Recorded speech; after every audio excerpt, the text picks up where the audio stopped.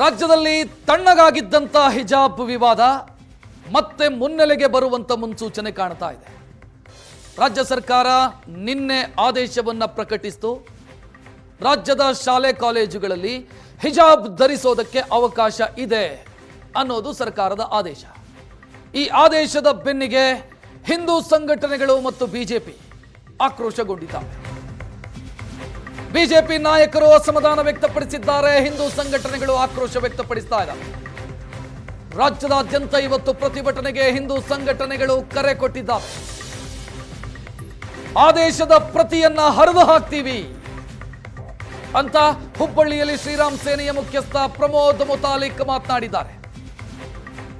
ಸರ್ಕಾರ ತುಷ್ಟೀಕರಣದ ಪ್ರಯತ್ನವನ್ನ ಮಾಡ್ತಾ ಇದೆ, ಓಲೈಕೆಯ ರಾಜಕಾರಣವನ್ನ ಮಾಡ್ತಾ ಇದೆ.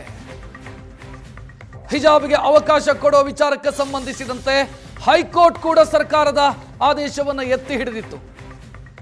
ಈಗ ಸರ್ಕಾರ ಏಕಾಏಕಿ ಹಿಜಾಬ್ಗೆ ಅವಕಾಶ ಕೊಟ್ಟಿರೋದು ಸರಿಯಲ್ಲ ಅಂತ ಹಿಂದೂ ಸಂಘಟನೆಗಳು ಆಕ್ರೋಶ ವ್ಯಕ್ತಪಡಿಸ್ತಾ ಇರೋ. ಸರ್ಕಾರ ನಿನ್ನೆ ಆದೇಶವನ್ನು ಪ್ರಕಟಿಸಿತು.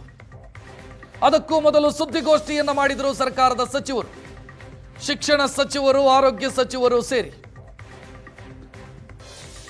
ಆ ನಂತರ ಆದೇಶ ಪ್ರಕಟವಾಯಿತು. ಆ ಆದೇಶದಲ್ಲಿ ಕ್ಲಿಯರ್ ಆಗಿ ಮೆನ್ಷನ್ ಆಗಿದೆ, ಹಿಜಾಬ್ ಧರಿಸಿ ಶಾಲೆ ಕಾಲೇಜುಗಳಿಗೆ ಹೋಗೋದಕ್ಕೆ ಅವಕಾಶ ಇದೆ ಅನ್ನೋದು. ಅದರ ಜೊತೆಗೆ ಇವರು ಜನಿವಾರ, ಶಿವದಾರ, ರುದ್ರಾಕ್ಷಿ ಇದನ್ನೆಲ್ಲ ಆಡ್ ಮಾಡಿಕೊಂಡಿದ್ದಾರೆ. ಅಂದ್ರೆ ಯಾರಿಗೂ ತಾರತಮ್ಯ ಮಾಡಿಲ್ಲ ಅನ್ನೋ ರೀತಿಯ ಸಂದೇಶವನ್ನ ಕೊಡುವಂತ ಪ್ರಯತ್ನವನ್ನು ಸರ್ಕಾರ ಮಾಡಿದೆ. ಹಿಂದೂಗಳಿಗೂ ಮುಸಲ್ಮಾನರಿಗೂ ಯಾರಿಗೂ ತಾರತಮ್ಯ ಇಲ್ಲ ಅನ್ನೋ ಸಂದೇಶವನ್ನ ಕೊಡುವಂತ ಪ್ರಯತ್ನವನ್ನು ಮಾಡಲಾಗಿದೆ, ಅಥವಾ ತೋರಿಸಿಕೊಳ್ಳುವಂತ ಪ್ರಯತ್ನವನ್ನು ಮಾಡಲಾಗಿದೆ. ಇದು ಈಗ ಅಸಮಾಧಾನಕ್ಕೆ ಕಾರಣ ಆಗ್ತಾ ಇರೋದು. ಸಮವಸ್ತ್ರ ಇರುವಂತ ಶಾಲೆ ಕಾಲೇಜುಗಳಲ್ಲಿ ಹಿಜಾಬ್ ಧರಿಸಿಕೊಂಡು ಕ್ಲಾಸ್ ರೂಮಲ್ಲಿದ್ರೆ ಅದು ಸಮವಸ್ತ್ರ ನೀತಿಯ ಉಲ್ಲಂಘನೆ ಅಲ್ವಾ? ಯೂನಿಫಾರ್ಮ್ಗೆ ಎಲ್ಲಿ ಬೆಲೆ ಬರುತ್ತೆ? ಹಂಗಿದ್ದಾಗ ಜನಿವಾರ, ಶಿವದಾರ, ರುದ್ರಾಕ್ಷಿ ಇದನ್ನ ಯಾರು ತಲೆ ಮೇಲೆ ಧರಿಸಲ್ಲ. ಸಮವಸ್ತ್ರ ಇರೋ ಸಂದರ್ಭದಲ್ಲಿ ತಲೆಯ ಮೇಲೆ ಹಿಜಾಬ್ ಹಾಕೊಂಡು ಕ್ಲಾಸಲ್ಲಿ ಕೂತ್ರೆ ಅದು ಸಮವಸ್ತ್ರ ನಿಯಮದ ಉಲ್ಲಂಘನೆ ಅನ್ನುವಂಥ ಆರೋಪವನ್ನ, ಆಕ್ಷೇಪವನ್ನ ಹಿಂದೂ ಸಂಘಟನೆಗಳು ಮಾಡ್ತಾ ಇರು. ಅದನ್ನ ಇದರಲ್ಲಿ ಮಿಕ್ಸ್ ಮಾಡೋದಕ್ಕೆ ಸಾಧ್ಯನೇ ಇಲ್ಲ.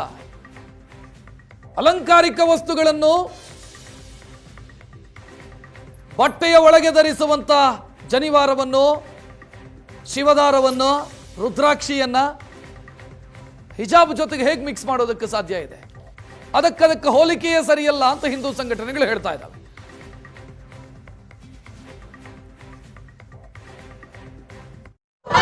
ಇವತ್ತು ಕಾಂಗ್ರೆಸ್ ಸರ್ಕಾರ ಮುಸ್ಲಿಂ ತುಷ್ಟೀಕರಣ ದೃಷ್ಟಿಯಿಂದ, ಮುಸ್ಲಿಮರ ಓಟಿಗೋಸ್ಕರ ಇವತ್ತು ಶಾಲಾ ಮಕ್ಕಳಲ್ಲಿ ಭೇದವನ್ನು ನಿರ್ಮಾಣ ಮಾಡ್ತಾ ಇದ್ದಾರೆ. ಶಾಲಾ ಮಕ್ಕಳಲ್ಲಿ ಒಡಕವನ್ನು ನಿರ್ಮಾಣ ಮಾಡ್ತಾ ಇದ್ದಾರೆ. ಇವತ್ತು ಹಿಜಾಬ್ ಹಾಕೊಂಡ್ ಬರಬಹುದು ಅಂತನ್ನುವಂಥದ್ದನ್ನ ಇವತ್ತು ಡಿಕ್ಲೇರ್ ಮಾಡಿದರು. ಹಿಜಾಬ್ ಈ ಹಾಕೊಂಡ ತಕ್ಷಣನೇ ಗೊತ್ತಾಗುತ್ತೆ ಇವಳು ಮುಸ್ಲಿಮು, ಇವನು ಮುಸ್ಲಿಂ ಅಂತ, ಇವಳು ಮುಸ್ಲಿಂ ಅಂತ ಗೊತ್ತಾಗತ್ತೆ. ಸೊ ಇದು ಇನ್ನು ಇದಕ್ಕೆ ತಕ್ಕ ಹಾಗೆ ಟೋಪಿನ ಹಾಕೊಂಡ್ ಬರ್ಬೋದು, ಸಾಂಪ್ರದಾಯಿಕವಾದಂಥ ಉಡುಪುಗಳನ್ನು ಹಾಕೊಂಡ್ ಬರ್ಬೋದು ಅಂತ ಹುಡುಗರು ಟೋಪಿ ಹಾಕೊಂಡ್ಬರ್ತಾರೆ. ಸೊ ಇವನು ಮುಸ್ಲಿಂ ಅಂತ ಆಗತ್ತೆ. ಇನ್ನು ಹಿಂದೂಗಳು ಶಿವದಾರ ಇರ್ಬೋದು, ರುದ್ರಾಕ್ಷಿ ಇರ್ಬೋದು, ಜನಿವಾರ ಇರ್ಬೋದು, ಅದು ಒಳಗಡೆ ಇರುತ್ತೆ, ಹೊರಗಡೆ ಗೊತ್ತಾಗಂಗಿಲ್ಲ. ಇದು ಇವನು ಬ್ರಾಹ್ಮಣ, ಇವನು ಲಿಂಗಾಯತ, ಇವನು ಅದು ಇದು ಅಂತ ಗೊತ್ತಾಗಂಗಿಲ್ಲ. ಸೊ ಒಳಗಡೆ ಇರುವಂತಹದ್ದು ನೀವೇ ಹೇಳಿದ್ರಿ, ಅದನ್ನ ಧರಿಸಬಹುದು ಅಂತನ್ನುವಂಥದ್ದು ನೀವೇನು ಆರ್ಡರ್ ಮಾಡೋದು? ಅದು ಅವರ ಸಂಪ್ರದಾಯ, ನಿಮಗೆ ಕಣ್ಣಿಗೆ ಕಾಣುವುದಿಲ್ಲ, ಅದು ಹೊರಗಡೆ ಗೊತ್ತಾಗೋದಿಲ್ಲ ಅದು. ಸೊ ಈ ರೀತಿಯ ನಿಮ್ಮ ಉದ್ದಟತನ, ನಿಮ್ಮ ವ್ಯವಸ್ಥಿತವಾದಂಥ ಕಣ್ಣಿಗೆ ಮಣ್ಣು ಹಾಕುವಂಥದ್ದು ಇದು ಸರಿಯಲ್ಲ ಅಂತನ್ನುವಂಥದ್ದು ಹೇಳ್ತಾರೆ. ಇನ್ನು ಪೇಟ ಹಾಕೊಳ್ಳುವಂಥದ್ದು, ಟರ್ಬನ್ ಹಾಕೊಳ್ಳುವಂಥದ್ದು ಮಾಡ್ಬೋದು. ಪೇಟ ಟರ್ಬನ್ ಯಾರು ಹಾಕೊಳ್ತಾರೆ? ಎಲ್ಲಿದೆ ಪದ್ಧತಿ ಅದು? ಇದರಲ್ಲಿ ಇದೆ ಅಷ್ಟೇ. ಸಿಖ್ ಪಂಜಾಬ್ನಲ್ಲಿ ಟರ್ಬನ್ ಹಾಕೊಳ್ತಾರೆ, ಪೇಟ ಹಾಕೊಳ್ತಾರೆ ಸಂಬಂಧಪಟ್ಟಂಥವ್ರು. ಇಲ್ಲಿ ಕರ್ನಾಟಕದಲ್ಲಿ ಏನು ಸಂಬಂಧ ಅದು? ಇದನ್ನು ಒಳಗಡೆ ಧರಿಸುವಂಥದ್ದು. ಅಂದರೆ ಇದನ್ನು ಅವರ ಅಂಗಿಯ ಒಳಗಡೆ ಧರಿಸುವಂಥದ್ದು. ಇದು ಏನಂತ ಹೇಳಿದ್ರೆ ಭಾರತದ ಸಂವಿಧಾನ ಕೊಟ್ಟಿರ್ತಕ್ಕಂಥ ಒಂದು ಧಾರ್ಮಿಕ ಅಧಿಕಾರ ಇದೆ, ಧಾರ್ಮಿಕ ಹಕ್ಕಿದೆ. ಅದಕ್ಕೆ ಮತ್ತು CET ಎಕ್ಸಾಮಿಗೆ ಅದಕ್ಕೆ ಯಾವ ಸಂಬಂಧವೂ ಇಲ್ಲ. ಹಾಗಾಗಿ ಇವತ್ತು ಈ CET ಎಕ್ಸಾಮಲ್ಲಿ ಯಾರು ಜನಿವಾರ ತೆಗೆಸಿದ್ದಾರೆ ಅವರನ್ನು ಸಸ್ಪೆಂಡ್ ಮಾಡಿದ್ದಾರೆ. ಮತ್ತು ಕರ್ನಾಟಕ ಹೈಕೋರ್ಟ್ ಕಳೆದ ಬಾರಿ ಜನಿವಾರ ತೆಗೆಸಿದ ಪ್ರಕರಣದಲ್ಲಿ ಕರ್ನಾಟಕ ಪರೀಕ್ಷಾ ಪ್ರಾಧಿಕಾರಕ್ಕೆ ನೋಟಿಸ್ ಕೊಟ್ಟಿದ್ದಾರೆ, ನೀವು ಇದು ಮಾಡಿದ್ದು ತಪ್ಪಿದೆ, ಯಾಕೆಂದರೆ ಜನಿವಾರಕ್ಕೆ ಎಕ್ಸಾಮಿಗೆ ಏನೂ ಸಂಬಂಧ ಇಲ್ಲ. ಹಾಗಾಗಿ ಜನಿವಾರ ಮತ್ತು ಹಿಜಾಬಿಗೆ ಕಂಪೇರ್ ಮಾಡಬಾರ್ದು.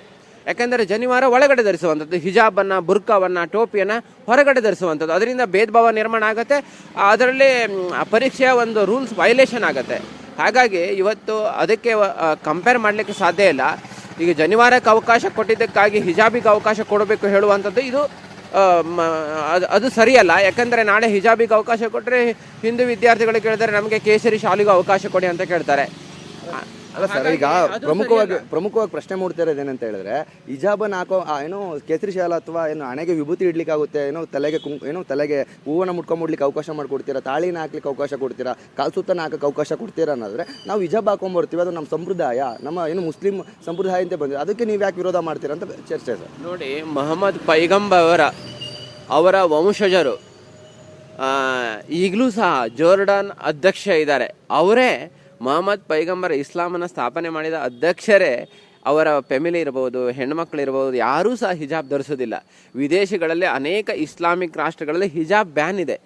ಹಾಗಾಗಿ ಇವತ್ತು ಹಿಜಾಬನ್ನು ನೀವು ಈ ಥರ ಇಸ್ಲಾಮಿನ ಒಂದು ಎಸೆನ್ಷಿಯಲ್ ಪಾರ್ಟ್ ಆಫ್ ಪ್ರಾಕ್ಟೀಸ್ ಅಲ್ಲ ಅಂತ ಕರ್ನಾಟಕ ಉಚ್ಚ ನ್ಯಾಯಾಲಯ ತಿಂಗಳುಗಟ್ಟಲೆ ಅದನ್ನು ಜಜ್ಮೆಂಟನ್ನು ಮಾಡಿ ಕೊಟ್ಟ ನಂತರವೂ ನೀವು